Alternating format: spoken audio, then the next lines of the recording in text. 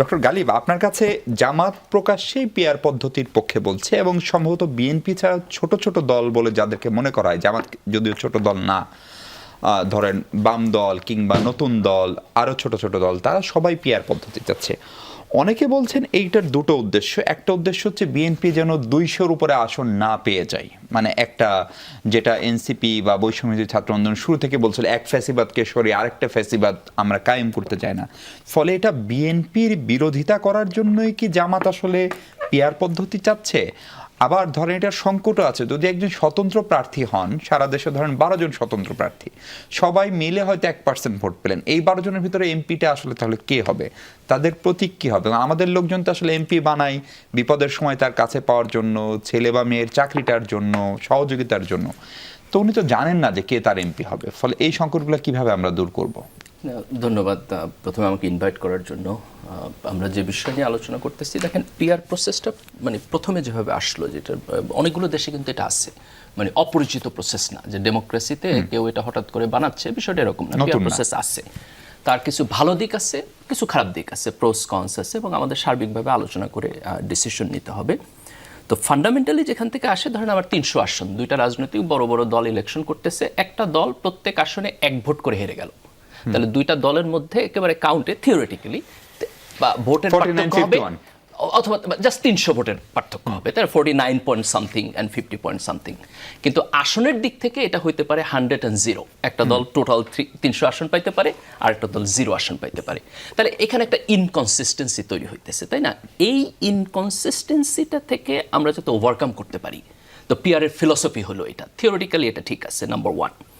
Number 2 হলো পিআরের পক্ষে যে পজিটিভ আর্গুমেন্টগুলো করা হয়, তার মধ্যে আরেকটা হলো যে এখন যখন আপনি স্থানীয়ভাবে একজন লোক নির্বাচন করে আসতেছে, সে স্থানীয় এলাকায় একটা দলীয় বলয় তৈরি করতেছে, তার মাসলম্যান থাকে, ভোট কাটতে হয়, তার টাকা পয়সা বিলাইতে হয়। আপনি জানেন এখনকার সময় বোধহয় নির্বাচন করতে প্রায় 20-30 কোটি টাকা খরচ হয় এক একটা এমপি আসনে। আনবিলিভেবল, তাই না?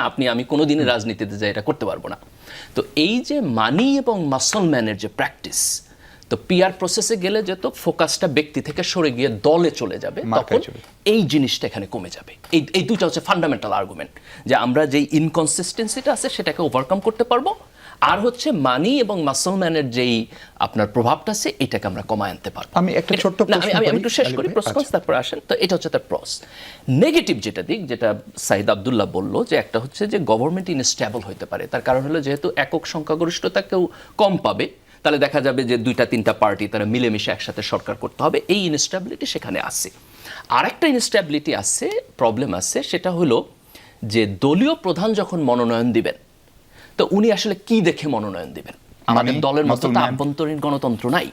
আমরা প্রায় মনোনয়ন বাণিজ্যের কথা শুনি। এখন ধরেন যে বিএনপি অথবা আওয়ামী লীগ যখন ছিল, তাদের সামনে একটা মনোনয়নের প্রশ্ন আসতো, সে আগে চিন্তা করতো যে আমি একে যদি মনোনয়ন না দেই, সে কি স্বতন্ত্র দ্বারাই আমার এগেনস্ট ইলেকশন করবে কিনা, হারাই দেবে কিনা।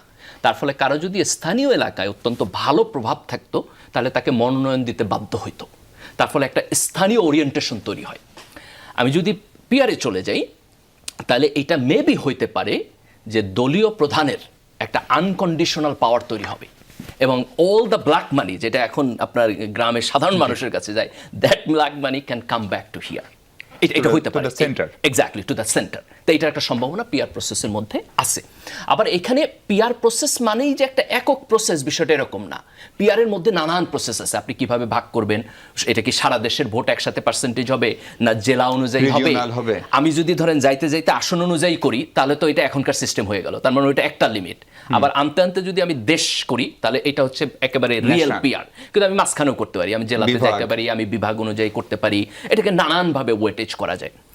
এখন এই যে প্রোস এবং কনস, আমার পার্সোনাল পজিশন, অনেকগুলো রাজনৈতিক দল তো আপনার পিআরের পক্ষে বলছে, কিন্তু আমার পার্সোনাল পজিশন হচ্ছে আমরা যদি লোয়ার কক্ষে এখন পিআর প্রসেসে যাই, এটা টু এক্সপেরিমেন্টাল হয়ে যায়। কারণ প্রোস কনস দুইটাই আছে, যেটা কনস আসছে এটাও আমি অ্যাগ্রি করি, কিন্তু তার পজিটিভ দিকও আছে। কিন্তু এটা আমাদের জন্য টু এক্সপেরিমেন্টাল হয়ে যায়, যে আমাদের জন্য এটা সেট হবে কিনা। বেস্ট প্রসেস হচ্ছে আমরা যদি সংসদের আপার কক্ষ করি এবং আপার কক্ষে পিআরে যাই, একটা এক্সপেরিমেন্টেশন প্রসেস হিসাবে। তাইলে যেটা সুবিধা সেটা হলো যে উচ্চকক্ষ যদি আমাদের এখানে থাকে, উচ্চকক্ষের হাতে তো সকল ক্ষমতা থাকবে না। উচ্চকক্ষ সরকার ফর্ম করবে না, উচ্চকক্ষ বাজেট পাস করবে না, উচ্চকক্ষে যাবে হচ্ছে আপনার ধরেন কিছু নিয়োগ যাইতে পারে, যে আপনার প্রধান নির্বাচন কমিশনার, প্রধান বিচারপতি, আমরা কিছু সিলেক্টিভ দায়িত্ব যদি উচ্চকক্ষে দেই, এবং উচ্চকক্ষে যদি আমরা পিআর প্রসেসে যাই, তাহলে আমরা যেই নেগেটিভ দিকগুলো চিন্তা করতে সেটা হবে না, গভর্নমেন্টের ইনস্টেবিলিটি সেখানে হবে না, মানে ওই ঝুঁকিটার একটা ব্যাকআপ হবে। এবং সেই ক্ষেত্রে আমরা একটা টেস্টিং পিরিয়ডের মধ্যে যাইতে পারি, ধরেন 2টা ইলেকশন 3টা ইলেকশন, আমরা দেখলাম এটা কিভাবে হইলো, তারপর যদি আমরা দেখি যে দ্যাটস ওয়ার্কিং ভেরি ওয়েল, তাহলে আমরা নিম্নকক্ষের ব্যাপারে আবার চিন্তা করতে পারি। জামাতের সাইকোলজি কি, তারা কেন পিআর চাচ্ছে? জামাত পিআর চাচ্ছে, আমি তো জামাতের মুখপাত্র হিসাবে বলতে পারবো না, আমি সরাসরি জামাতের মেম্বার না, কিন্তু আমি জাস্ট হচ্ছে ছাত্র শিবিরের সাথে, আমার সংস্কৃতির সাথে, এবং অবজারভার নাগরিক হিসাবে আমি তাদেরকে যেভাবে দেখি, সেই জায়গা থেকে যদি আমি দেখি, তাহলে জামাত হচ্ছে ব্যক্তি, মানি এবং মুসলমানের যে প্রভাব, জামাত অনেকটা দলীয় দল। আপনি ধরেন যে আওয়ামী লীগ বা বিএনপির চাইতে জামাতের মধ্যে দলীয় শৃঙ্খলতা অনেক বেটার, এবং এখানে ব্যক্তিকে ফোকাস কম করে দলকে বেশি ফোকাস করা হয়। তাহলে আপনি যদি মানি এবং মুসলমান থেকে এই জিনিসটাকে সরায় দিতে পারেন, তাহলে জামাতের জন্য এটা বেটার হয়, এবং এটা একটা বেটার কালচারও। যদি এই ইনস্ট্যাবিলিটির কোশ্চেন এবং দলের সেন্টারে চলে আসার যে প্রবলেম, এটা যদি না থাকতো, তাহলে আমি পার্সোনালি মনে করতাম যে পিআর একটা বেটার সিস্টেম। এটা নেক্সট পার্লামেন্টে করলে কি সমস্যা, মানে এটা অন্তর্বর্তী সরকারকেই কেন করতে হচ্ছে? দেখেন, এখানে দুইটা জিনিস, অন্তর্বর্তী সরকার আসলো তো জুলাইয়ের মধ্য দিয়ে, তাই না?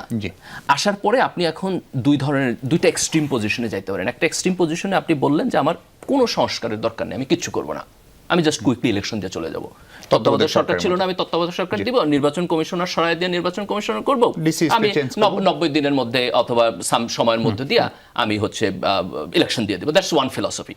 আর এক ফিলসফি আপনি বলতে পারেন, ওকে, পলিটিশিয়ানরা ঠিকঠাক মতো করে সংস্কার করে না, আমি 5 বছর বসে সংস্কার করে তারপর ইলেকশন দিব, অথবা 2 বছর বসে, অথবা 3 বছর বসে।